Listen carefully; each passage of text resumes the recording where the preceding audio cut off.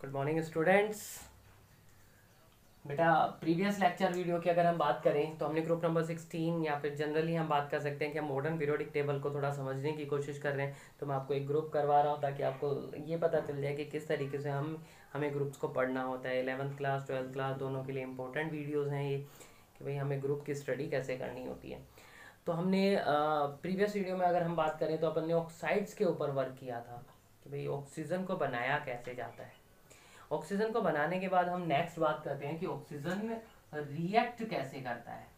तो ऑक्सीजन की रिएक्टिविटी तो ये ऑक्सीजन की रिएक्टिविटी से उतने ज़्यादा क्वेश्चन कभी आते नहीं, क्योंकि ये बहुत ही सिंपल है कि ऑक्सीजन किसी भी मेटल से रिएक्ट करेगा तो मेटल ऑक्साइड बन जाएगा, और मेटल ऑक्साइड का जनरल फॉर्मूला होता है XY। जो भी वैलेंसी होगी ऑक्सीजन की तो फिक्स है कि यहाँ 2 आएगा, मेटल की वैलेंसी यहाँ आ जाएगी। तो इस तरीके के ऑक्साइड बन जाते हैं। एग्जांपल के लिए अपन ले लेते हैं कि भाई सिल्वर ले लिया अपन ने, ठीक है, सोडियम ले लिया, आयरन ले लिया, एल्यूमिनियम ले लिया, ये हो गया मेटल्स।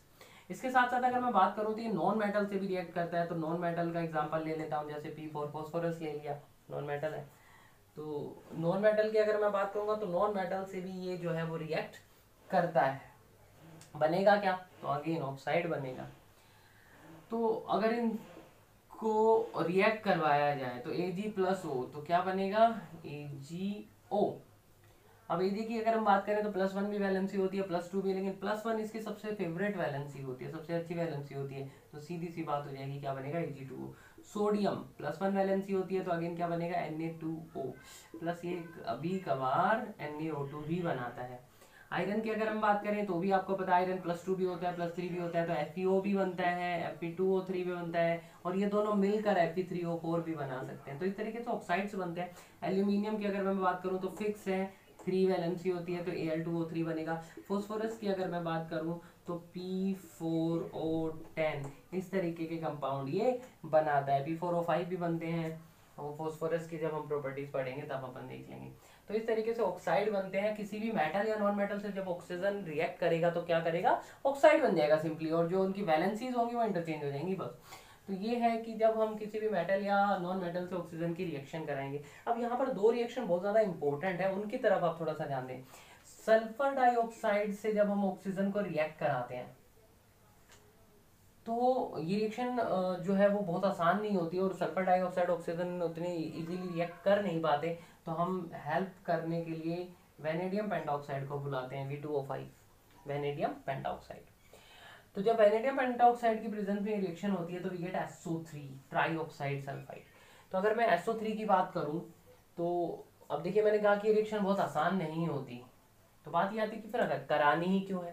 भाई इसके प्रेजेंस में हो जाती है, ठीक है, लेकिन क्यों करानी है? What is the purpose for this reaction? तो अगर मैं इस रिएक्शन की बात करूं तो सल्फर ट्राईऑक्साइड वो मेजर कंपाउंड है जिससे हम H2SO4 बनाते हैं। Sulphuric acid, the king of the chemical. Sulphuric acid का जो कमर्शियल नेम है बेटा वो है किंग ऑफ द केमिकल। इसका मतलब सबसे वाइडली, देखिए किंग ऑफ द केमिकल का बिल्कुल ये मतलब नहीं है कि वो सबसे ज्यादा रिएक्टिव है, ध्यान रखिए। इससे रिएक्टिव HNO3 होता है, इससे रिएक्टिव जो है वो आपका एक्वारिजिया होता है। तो कहने का मतलब कि किंग ऑफ द केमिकल का ये मतलब नहीं कि वो बहुत रिएक्टिव है। किंग ऑफ द केमिकल का ये मतलब है कि इंडस्ट्रीज में सबसे ज्यादा यूज होने वाला केमिकल सल्फ्यूरिक एसिड होता है।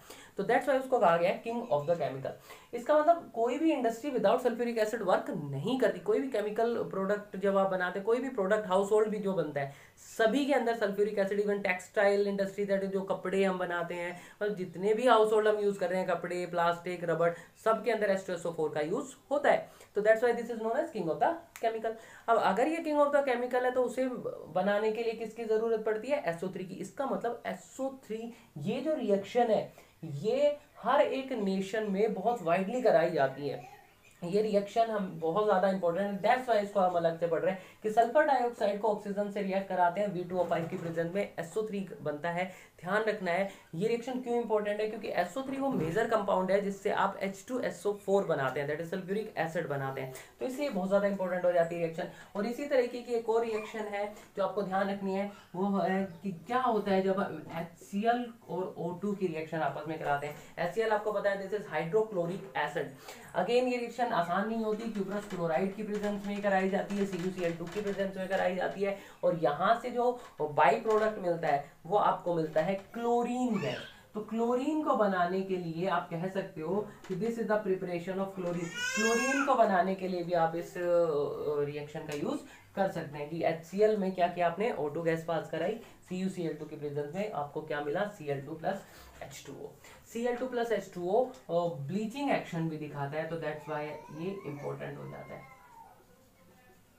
कि कहीं पर भी आपको ब्लीचिंग की अगर कोई एप्लीकेशन लेनी है तो आप इस रिएक्शन का यूज कर सकते हैं। अगर आपके पास मान लीजिए ब्लीचिंग पाउडर नहीं है, आपके पास ब्लीचिंग एजेंट नहीं है कोई, तो आप सीधा सीधा HCl और H2O के मिक्सचर को यूज कर सकते हैं, वो ब्लीचिंग एजेंट की तरह यूज करेगा। तो ये हो गई आपकी प्रॉपर्टी। अब बात कर लेते हैं यूजेस, किसके, O2 के। O2 के यूजेस, तो अगर मैं O2 के यूजेस की बात करूं तो 3 मेजर यूजेस आपको सिर्फ ध्यान रखना है। सबसे पहला, एसिटाइलिन वेल्डिंग में।